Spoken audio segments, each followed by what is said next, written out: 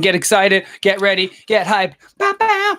And we're live. Ladies and gentlemen, welcome to the World of Gray podcast. In a society divided by black and white arguments, we are here to help you explore the world of gray. I'm Columbus Cougar Meat Kid Colin Cutler. And I am Handsome Pete. Whew, I keep messing up that intro at the beginning. What's going on there? I don't know what to say in there, so I just let you go.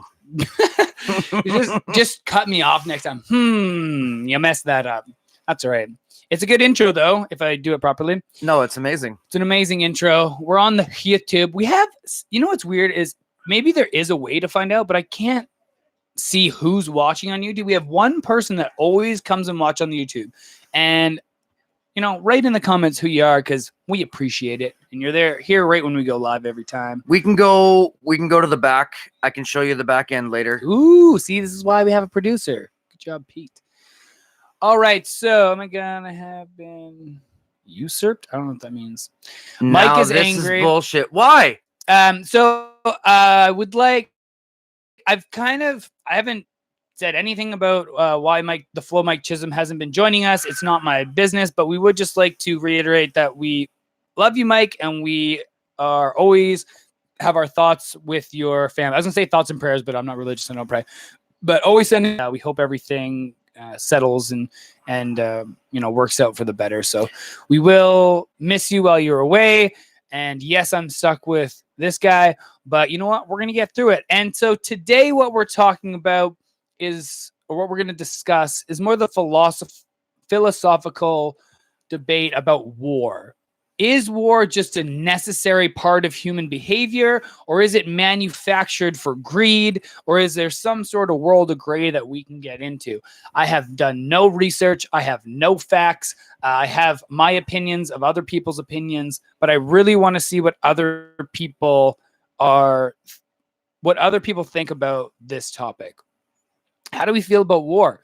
So my own personal biases, if I don't think about like all the facts, is I don't support war, any war. No. And if you listen to people like Tulsi Gabbard and look at the history of regime change wars from the United States going into different countries, Libya is a really good example of this. After the United States went in and helped with regime change war in Libya, currently there are now open slave trades that you can actually watch on YouTube. So Libya is a failed state, and there's other countries where the states has gone into and created failed states. Gary, I want to go to war with Handsome Pete. Mike Chisholm, the Flow, you have nothing to worry about at all. I am here to fill in until you are back. You are still the Flow. You are still the man. I'm just the guy behind the scenes, and I'm just helping out. Yeah, he's not very good at this. No, he's not. No, he doesn't flow very well at all. No. So, Handsome Pete, how do you feel about war in general? Like when I just say humans going to war, how does that make you feel? It actually scares me because people's lives are on the line all the time. Like, how many people die so quickly? One bomb, one this, one that, and all these people are dead. So maybe let's think about, so we're going to just kind of go with this. And anytime somebody has something to add, I know my dad says we jump around a lot, and that's just because if nobody comments, we can't just like sit here waiting. So we do kind of just talk. If you have something to say, get the thought down, enter it into the comments. We will stop talking about whatever we're talking about, and we will answer that comment. We're just gonna. Please do not permanently replace me. We would never permanently replace Pete or Mike. Oh, Pete maybe. Maybe Pete. Pete maybe. We'll see how he does on the back end. So let's think of it like this. When is it appropriate to go to war? So when it would be appropriate to go to war is solely off defense. Yep. And this is what we call all military wing. Well, in like a democratic country, it's called the Defense Department, right? Yep. So then we have to ask ourselves, is that the only time we're utilizing these forces? From the little bits that I know and, the algorithms that feed me information, there's a lot of evidence that that's not true. And you had that really good meme that was talking about how most wars are over land and power. Yes. Like, they're not really solely out of defense. On the other side of that, the world agree on that. World War II, that was Hitler, right? World War Yes. II. World War II. I mean, Germany declared war on the United States. So the United States retaliated and defended. Like, hey, you got a Hitler? I would say strap me in. I'm going to war, but I don't know. I'm kind of a coward. But, that's a justification to go to war. I think give you some guns, you might be okay. I might go. I mean, we have a true like Hitler type character. Jeremy has joined us. Then I believe, maybe that's a justification to go to war. I think the problem is that has kind of become the template for the narrative to have a rationale to go to war now. Mm-hmm. And the States is really starting to look like an imperial country. And it looks more like they're just going over and like taking over resource rich countries. Like Afghanistan is very mineral rich. And there's a lot of arguments that they have a lot of control over poppy fields, and that United States is actually protecting that. And they actually control a lot of the heroin supply in their own country, but that tends to get a little conspiratorial. But there is literally pictures of U.S. military guarding poppy fields, Wow. which you can easily Google. But it's probably fake news, right? And Photoshop. So, one of the biggest things that when I was reading this one meme is that 11 countries, but how many countries? But out of 11 there's 11 countries that don't have some sort of conflict happening. And there's over 140 countries in the world, maybe more than that. Yeah, so 11 countries that don't have conflict. So then that gets into more of the philosophical debate of, is it just bound to happen when we have these territorial pieces of land that have so many resources and or want or need more resources, right? So how much of war is just out of defense and how much is just trying to infiltrate to, take the... Well, and we were talking about this earlier. Trump said that about Syria. He's like, don't worry, we have the oil. I thought you were going in there because they were a dictatorship. Yep. Oh, well, that too. But like, oh, yeah, just while we're here, we'll get the oil too. Like, is it just a phone call? All right, we're going to war? Like, I don't get it. Well, now it's a tweet. Oh, that's right. Okay. Now you just tweet and you're in war. So I didn't just not do research because I'm lazy. I am lazy today. But the other reason I didn't do a bunch of research and start spouting off facts, because I'm not really a history buff, and I don't really want to take a stance and be like, oh, I know all about war and blah, blah, blah. But I do feel that we need to think this stuff through a little bit. And like I said before, I'm a big follow the money guy. Mm-hmm. So when you follow the money on a lot of these things, like all the conflict with Venezuela for a while, where the UN went and did a report showing that Venezuela has some of the most democratic elections in the world, like almost more democratic than the United States, just kind of the way they structure it. And they had these perfectly legit elections that everyone on the West was saying was an illegitimate election and that Maduro should never be in power. I'm not saying he's a good guy or a bad guy. Like, a lot of people were manipulated into voting in Trump, and Trump's, you know what I mean? Like, just because someone's in power and got voted in democratically doesn't mean they're a good person. They could just be a really good con man. So I'm not saying Maduro's a good person, but this narrative was being made that he was, this totalitarian dictator that didn't allow people to vote, which was untrue. But then when you look into it, Venezuela has the #1 oil reserves in the world that the United States doesn't have a hold of. Yeah. So it's like, well, that's kind of fucking suspicious. Iran is very similar. Iran just discovered more oil deposits. So there's a lot of reasons why people go to war. So Carrie was, when we asked when is an okay time to go to war, she says, when killing dictators, which I agree. So Jay Palmier has joined us. So we're talking about war, whether or not David Deals has joined us, whether or not it's just natural human, I don't want to say response, but if it's just bound to happen with the way humans are geographically placed into their tribes.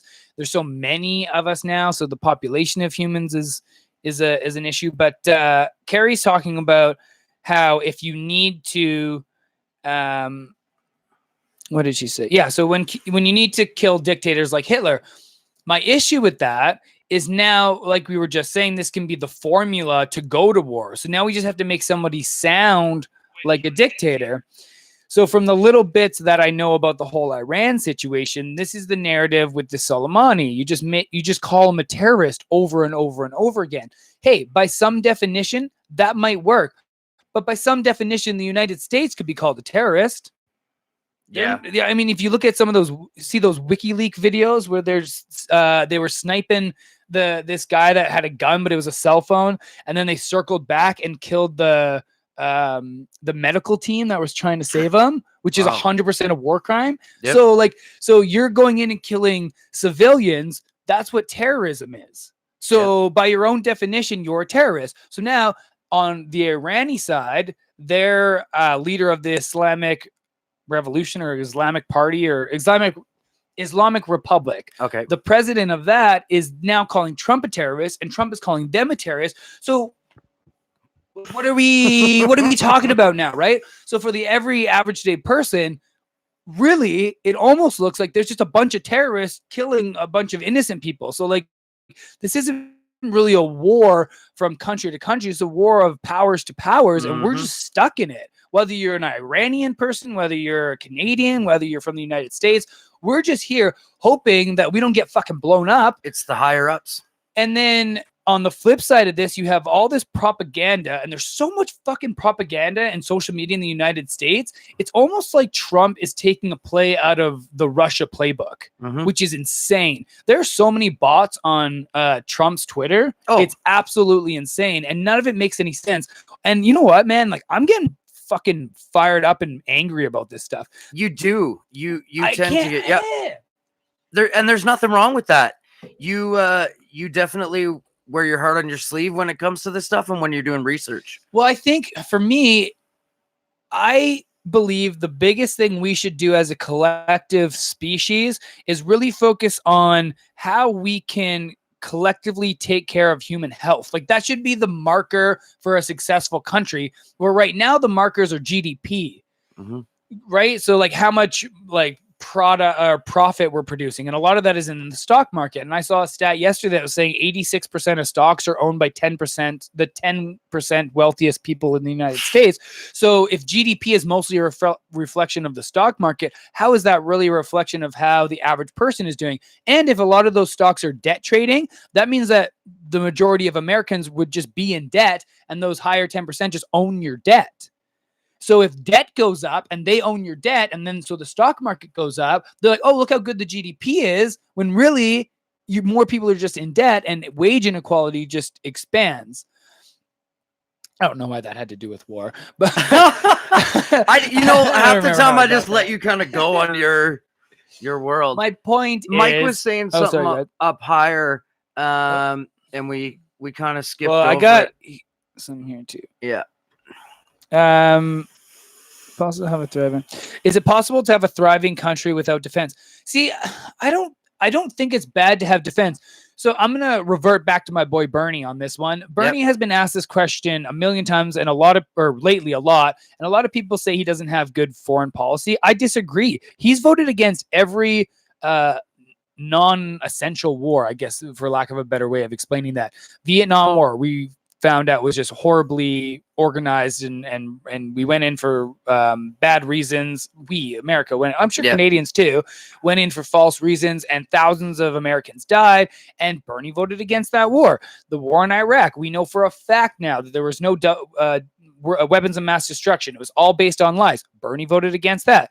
But when asked, do we need to have a military? Yeah, if Bernie is quoted as saying war should be the last solution, the last choice, not the first choice. Always invest more in a diplomatic solution. So does a country need defense? Sure, but the United States has a bigger military, like 2 or 3 times bigger military than the next 10 countries combined. So, okay, that's good. Like, stop increasing their military budget. No one's going to come attack you. You got it. You got everything you need. Invest some of that money that goes to these wars. So the actual like firing of these missiles and actual deploying military and actually spending the money that you have for and put that back into the economy and infrastructure and Medicare for all. And this is the funny thing when it comes to war is nobody questions the price tag. You ever see how much it costs just to like fire one missile? Sure. Like it's like the missile itself to just fire it is like $5,000 or whatever. And then like how much they all cost to make. And like you factor it all in. The war in Iraq has been $2 trillion or something like that, which when you think of it as like, oh, well, even when the States, I'm kind of going all over the place, but even when the States sells weapons to say Saudi Arabia, like, oh, well, we need that relationship because they buy our weapons. Yeah, but who gets the money from that? The military industrial complex. And how much tax do they really pay that go back to the American people? Probably not very much. No. And then they use other tax money, $2 trillion, to actually fight the war itself. So war is profitable, don't get me wrong, but who is it profitable for? It's not profitable for the everyday person. It's profitable for the military industrial complex. So again, what is the point of war? And so we're in this heavy capitalistic area in the West, and war is really just lining the pockets of these people that are creating the weapons, who are in that branch of the government. Like the Pentagon has like what, $1 trillion they couldn't account for. Remember that when they got audited, there's like $1 trillion they just couldn't account for. So it we don't even disappears. So at the very least, should we not have accountability for war? Yeah. Like Trump didn't go to Congress to approve the assassination of Soleimani, and then it causes all this propaganda. Like you had Trump saying that Obama gave Iran like a couple $100 million or $50 million, something like that. That's not true. They had frozen Iranian assets with their sanctions. And then when Obama had Iran sign the Iran nuclear deal, they unfroze those assets at the price of like 50 million of their own money. We gave their money back because they were in compliance of the Iran nuclear deal that Trump then ripped up, then turned around and said, oh, they're crazy and they're going to build nukes. And then turned around and after he attacked Soleimani and after they had attacked the US Air Base, said, before even saying good morning, everyone went, Iran will never have nuclear weapons. Well, they wouldn't have had fucking nuclear weapons if you just left them in the Iran nuclear deal, which they were compliant to every single time they got audited. And then you pulled out and now they have completely abandoned. So if they do have nukes, it's because of fucking you. Yep. And now because of Twitter and this misinformation campaign, which Trump is a genius at. Anyone on the left that's saying Trump is just an idiot, he is an idiot in a lot of ways, but he's also fucking brilliant when it comes to narratives. Trump almost started a war and now praises himself for stopping the war he almost started. This is the fucking world we live in. Do I need to calm down or is... No, I think this is great. I think this. I'm enjoying this. Yeah. So welcome, Justin. Welcome, Rob. Sorry, I'm going off here. It's all good.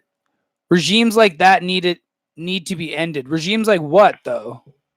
Oh, talking about the color. Well, yeah, I mean, yeah. So if we go to Hitler, 100%. No one is denying that Hitler needed to be stopped. And hey, even Soleimani, please somebody fact check me and like correct me if I'm wrong. So there's not a ton of evidence that's really linking this 600 Americans killed to Soleimani. I've been looking really hard to find this. One article by the Washington Examiner that actually found little ways to link it. I can't fact check today. That's okay.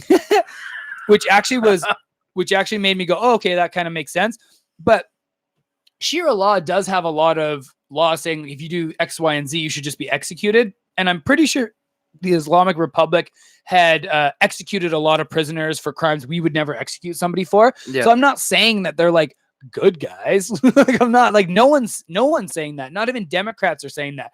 I think some Democrats are almost supporting the killing of Soleimani more than they probably should. Yeah. Is he a great guy? Maybe not, but he was a military general. So we also have to think about the cause and effect of these things. And it does get really convoluted and we do have to be careful how we jump side to side. And hey, some people on Twitter on the left are like almost apologetic for this Soleimani, but I still don't think it on the other side of it, it justifies these unsanctioned killings of. But when it comes to the actual narrative of what Trump's doing, we got to know that Trump is the idea was to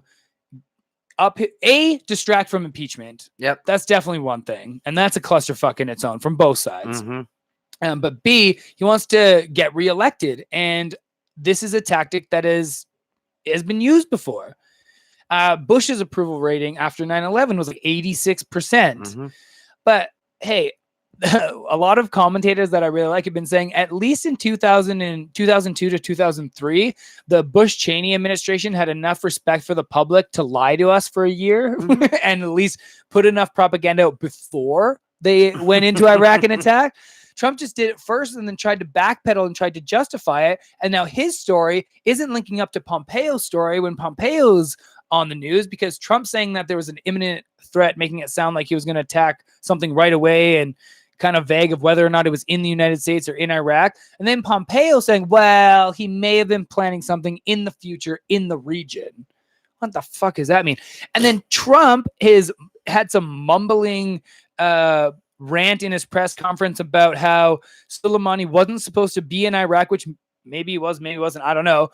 I don't know what the law was or what deals were being had, but saying that he was there with the leader of, not the Quds Force, but there's the other branch of that is like borderline Hamas. No, not Hamas. God, I'm so bad. I'm trying to learn the Middle East shit. If anyone can correct me, it starts with an H. If anyone can correct me, Rob's normally right on this. So these were the two people that were assassinated by this drone strike. But I was listening to Kyle Kalinski's Secular Talk, and he's saying that Soleimani was actually in Iraq on a peace mission to Saudi Arabia to try to de-escalate tensions between Saudi Arabia, which the U.S. is an ally of. So now you got to start thinking, was Saudi Arabia and the U.S. kind of planning this with this trip? So when we start assassinating people that are on peace missions, also remember Soleimani is highly responsible for ending ISIS in Iran. But he was, before this happened, technically he was on the same side as the United States trying to defeat ISIS, who Saudi Arabia is funding in some of these proxy wars against Iran. So now it's starting to get really confusing, because we're arming Saudi Arabia, who are arming ISIS forces in certain proxy countries, but then the States is also fighting ISIS, even though they're funding Saudi Arabia, or giving weapons to Saudi Arabia, who's giving weapons to ISIS. But then so Iran. What you're saying is they're fighting each other? But hey, maybe it's just money, right? Oh, we'll just sell these here and then we'll say we're against ISIS. So it's super confusing. But before you start believing all the talking points that Trump's saying, just remember that he ripped up the Iranian deal first, that Iran was compliant with. Then he struck first. Then Iran, not only did they, when they retaliated, did they not go after any American civilians, and they literally said they will never go do anything in America's homeland against any civilians.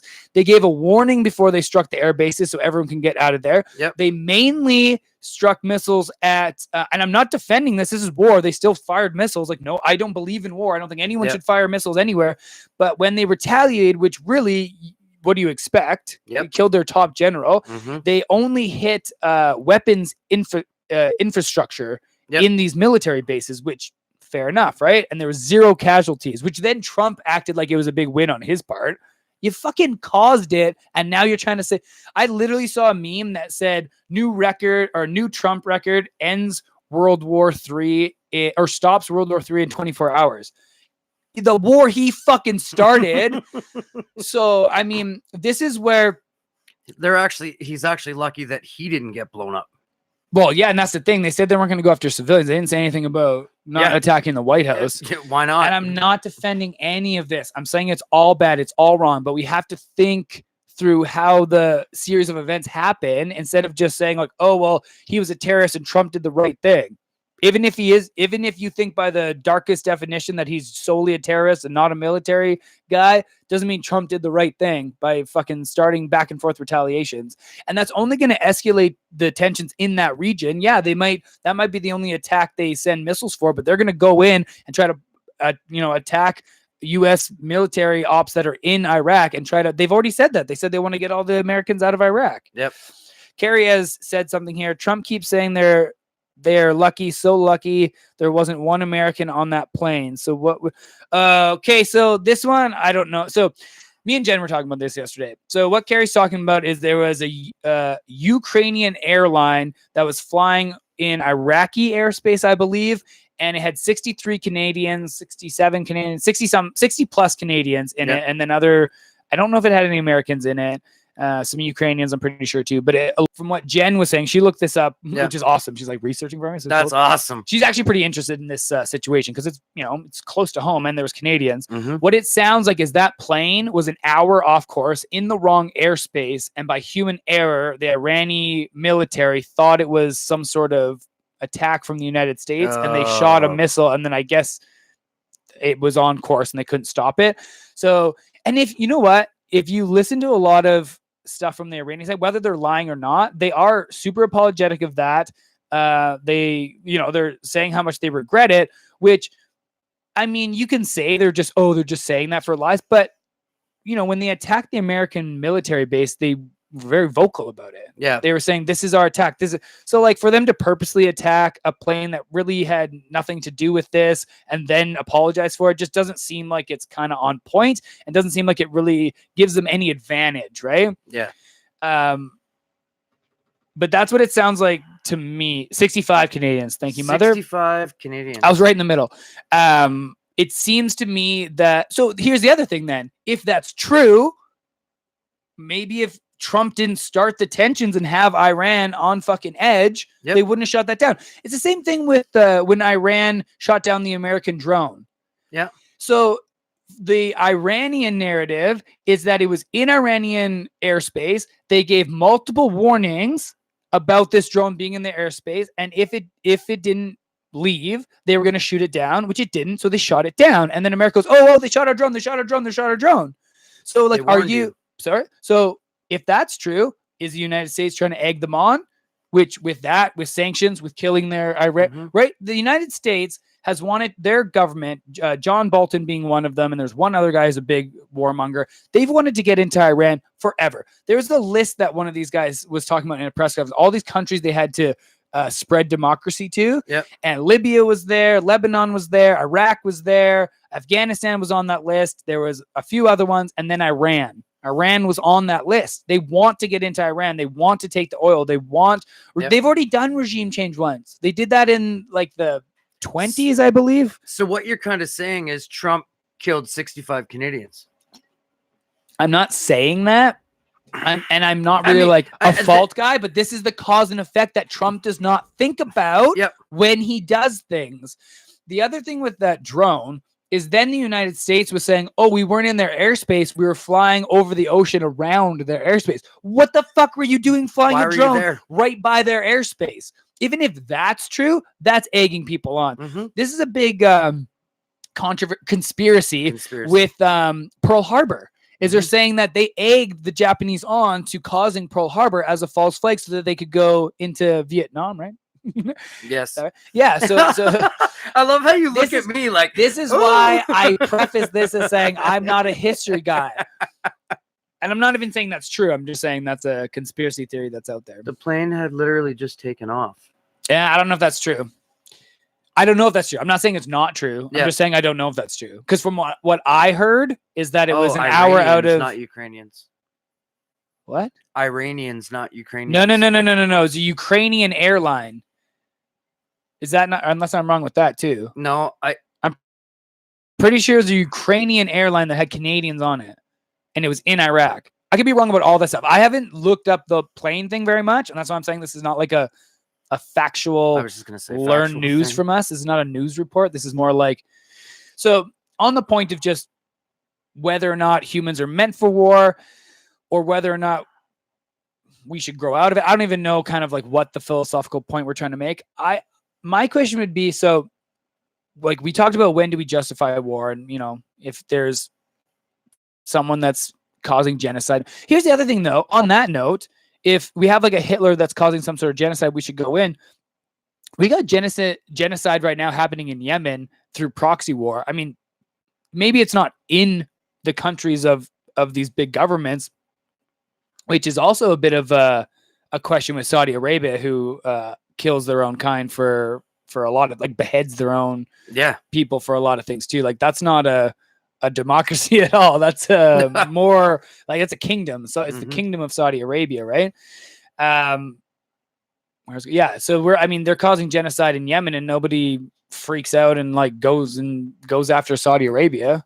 No, we arm them. We help with the United States helps with the genocide. I think you should just move to America. Right? Because I keep talking about it. Yeah. It just gets so convoluted, and the hypocrisy. That's what blows my mind. And then you have all these Trump supporters, like the hardcore Trump supporters, that just feed off every word Trump spouts on Twitter and listens to Fox News, and then they just parrot the talking points without actually thinking about it. Yes, it was what? Ukrainian? Yes. Yeah. Okay. Oh, she's clarified. Yeah, Ukrainian airlines. So this is really interesting. So anyone that's watching, if you want to fact check, there's only 4 people now. War is depressing. Nobody wants to talk about war. See, you know what's crazy is, like, I really like discussing things that are depressing. Yes. Not because I like being depressed, but I think that ignoring these things and like putting our fingers in our ears and going la la la la la, like it's still happening. Like, so I think the more informed we are, the more we can all go, no, I don't agree with that. And then at election turning time, off the world isn't going to change it. Yeah, exactly. I kind of talked about this in the video that I'll send you and you can edit, but it's almost like we all live with little VR goggles on, and we just have like information fed to us, and it creates this illusion of reality. And it's kind of like the old school horse and buggy where they had the blinders on. Yeah. And literally, the horses got to go straight down the path. Yeah. Cannot go left or right. And that's how we're living. That's a great metaphor. That's way better than the VR thing. But it's like almost like you pull those blinders off. Like, if all of us pulled the blinders off one day and then had to look around what our actual reality is, we'd be so confused, and no one would even fucking know what the fuck. Yeah. Like, because what's going on? Because we do have blinders. That's what algorithms do. Algorithms give us those blinders, and then we get very split on either way. And it goes both ways. I'm not just saying it's people on the right. It's the left too. Like the Russiagate was a really good example that we put way too much effort into this Russiagate when there's all this other corruption we could have talked about. And neither side of mainstream media talks about the military industrial complex.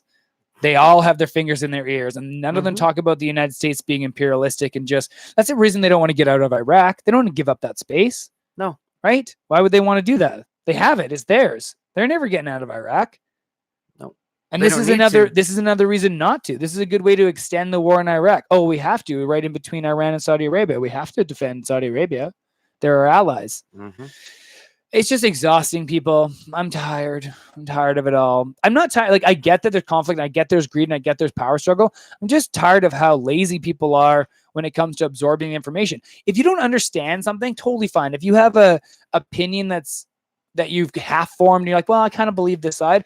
But if you don't have a lot of information, you probably shouldn't be sharing or commenting on things. And I include myself in that, because I can be bad for that too. I'm not necessarily the most educated person, but I don't ever go into those. Like, I don't ever talk about things or say things in the perception that I know I'm right.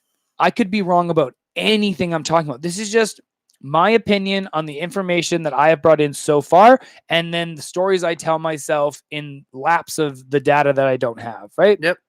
And this is just what makes sense to me. My mom said, "Where's Hardy?" He's around. He's being lazy today. He took today off, sort of thing. Yeah, he's on vacay. He had a couple hours accumulated, so it's great for him because he only needs to accumulate an hour to get a day off. So to get a week off, really. To get a week off. So 1 hour of vacation for Hardy is a week off. So he's got a bunch banked. Can we get into that somehow? No, for this podcast. Okay. All right. So I'd really like to know people's opinions on this. We're not going to keep this podcast too long here.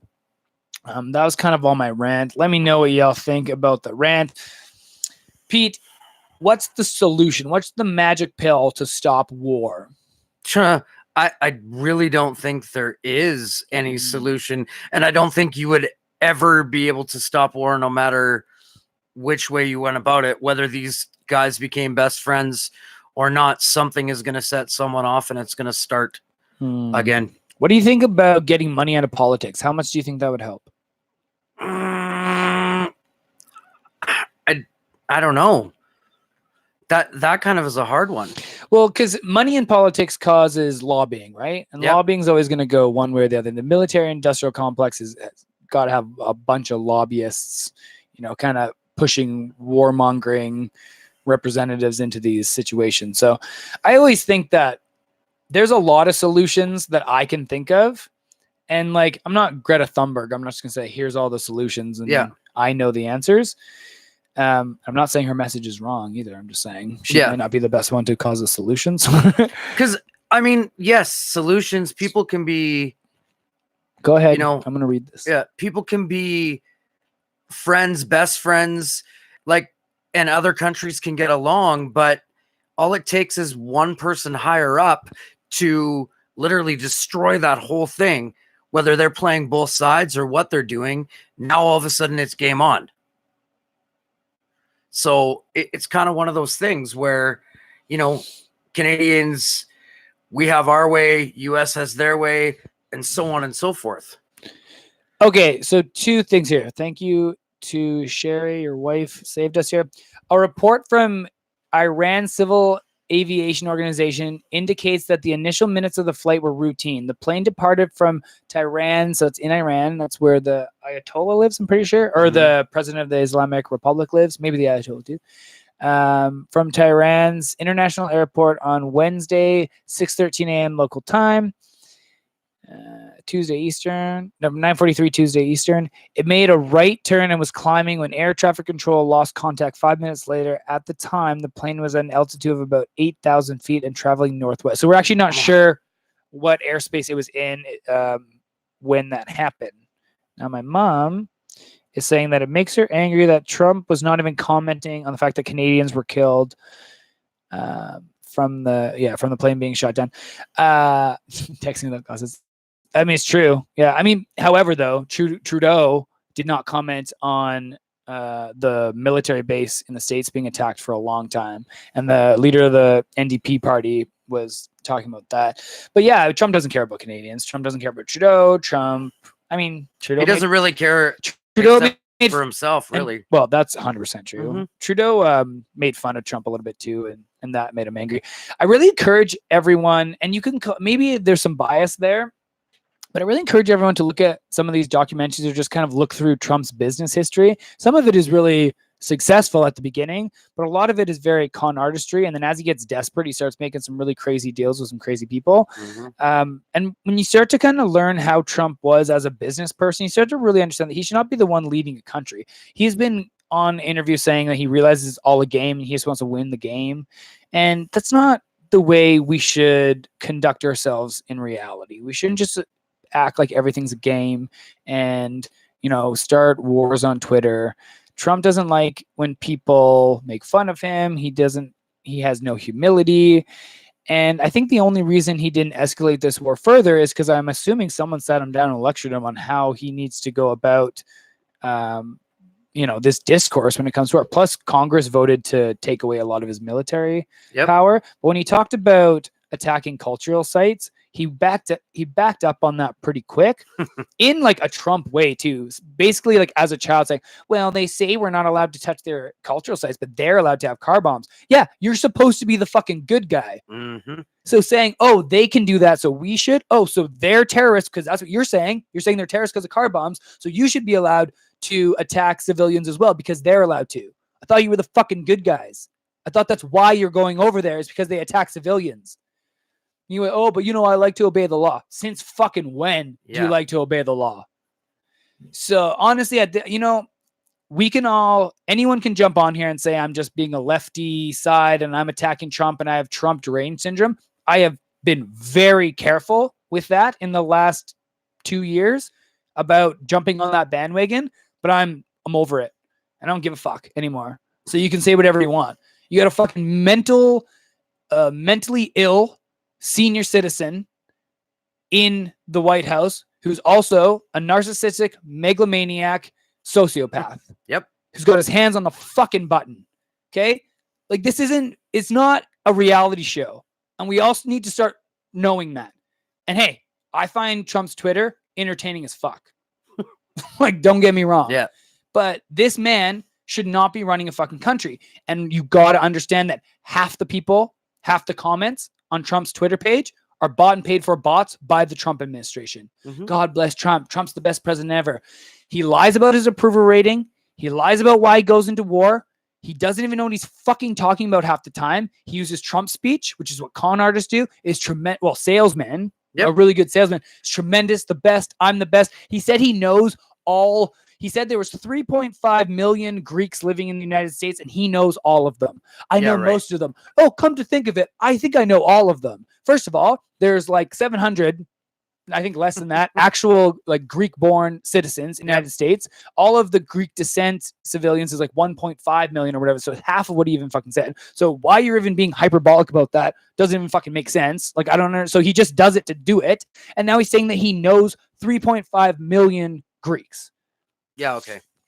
Fuck right off. So anyone that thinks he's a genius or the savior, like, he's conned you. He is the greatest con artist of all time. And if you don't believe it, that's because he conned you. He brainwashed you. He brainwashed you. He conned you. You know what else con artists do? They repeat the same thing over and over and over. Listen to a Trump. But they get it in your head. Yeah. Listen to a Trump press conference. He'll say the talking point, say like 2 words that mumble and make no sense, and then go right back and just keeps saying the same Like talking a point. circle. So either he's trying to brainwash you or he's a fucking moron. I think a fucking moron. But anyways, Or both. or both. You ever hear Obama repeat the same line over and over again? Like, and hey, I'm not saying Obama was a great president either. There's a lot of things to critique from that presidency as well.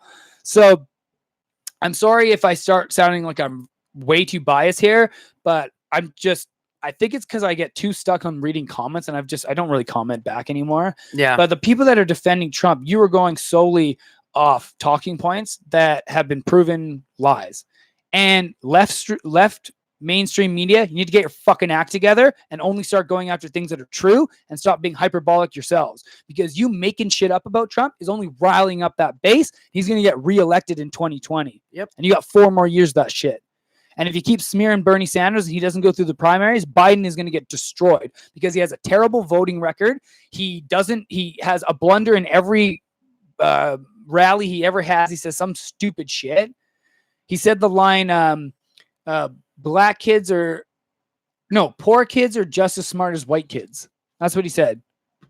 Wow. Like, this is the guy that you want to rile up the black community and the working day people. Instead of Bernie Sanders, who has not budged on his record since day one, since the 70s. The dude got arrested for fighting for women's rights. He marched with Martin Luther King Jr. Yep. Like, I don't know anymore, man. Like, yeah. My life, my circle has great people in it that are rational and normal, Yep. but this world is fucked. And we all need to get our heads out of our ass and actually think for ourselves and stop going into this cult of personality of Trump. Because I know you thought he was going to be your savior, but he's not. And he's not going to be. So wake the fuck up and jump ship, or you're going down with it. So I don't know. And I know it's confusing, and I don't blame anyone for getting sucked into these talking points. I totally understand it because we are all just a bunch of people living in a society divided by black and white arguments. And I will forcefully, loudly be here to help you explore the world of gray. Thank you all for joining us. I am Columbus Cougar Meat Kid Colin Cutler. I am Handsome Pete. Peace. Love. My love kind of look like a gun.